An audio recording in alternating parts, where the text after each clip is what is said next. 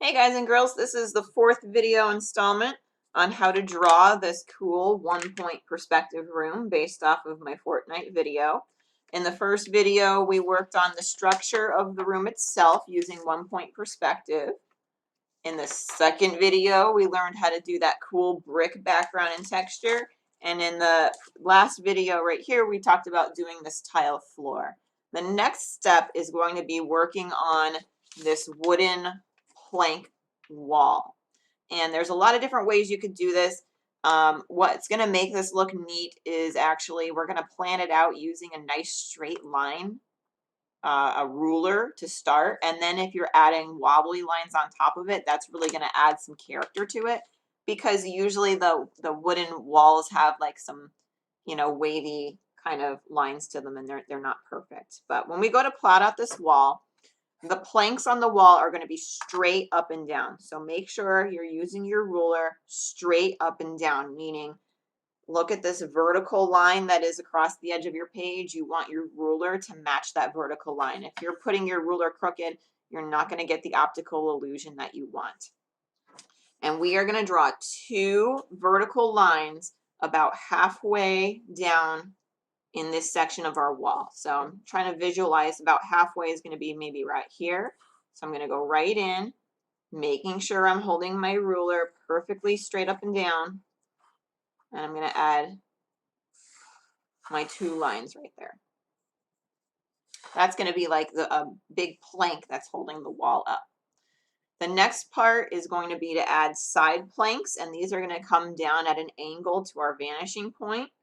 So I need to make sure that I match up my ruler to the vanishing point, and maybe about a ½ inch down from the top of that wall, I'm going to drop it down about a ½ inch, draw my line, pick up my ruler so I'm not drawing over that plank, and continuing the line there. And then you're going to do the same thing to the bottom. You're going to line up your ruler to the vanishing point. I'm going to be looking below my ruler here, so I know that I'm leaving enough space, and I'm going to draw a line that goes across at an angle, lift up my pencil so I'm not drawing on top of that center plank that I just drew, and I'm going to continue the line until I hit the brick wall.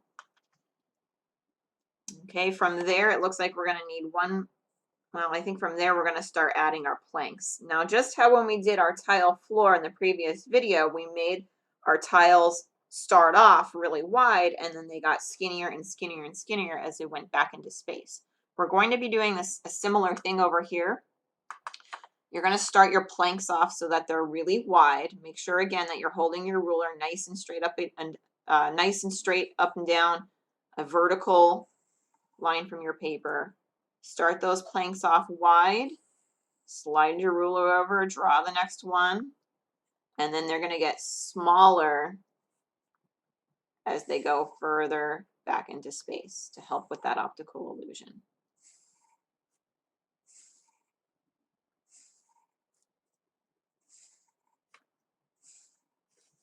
Okay, and there's our wooden planks. If you want to add some neat character to these, you can go back over them. You could add little gaps in the sides of them where there's light peeking through. You can give it a little bit of some texture, some wavy lines. Sometimes these planks have like these little lines that are coming up from them. Add a little wiggle. And just try and add some more detail and character to each plank. And that'll really set this wall apart and make it look convincing and realistic.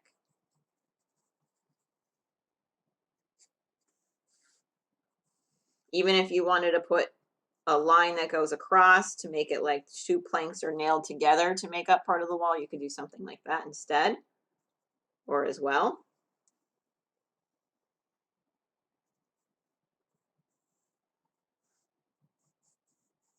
You can add some curves in there. This is all just to add a little bit of character so that they look like there's some like rough, crude looking wooden planks.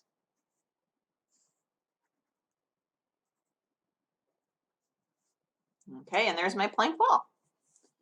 Stay tuned. Our next video, we're going to talk about how we are making this painting on the side of the wall.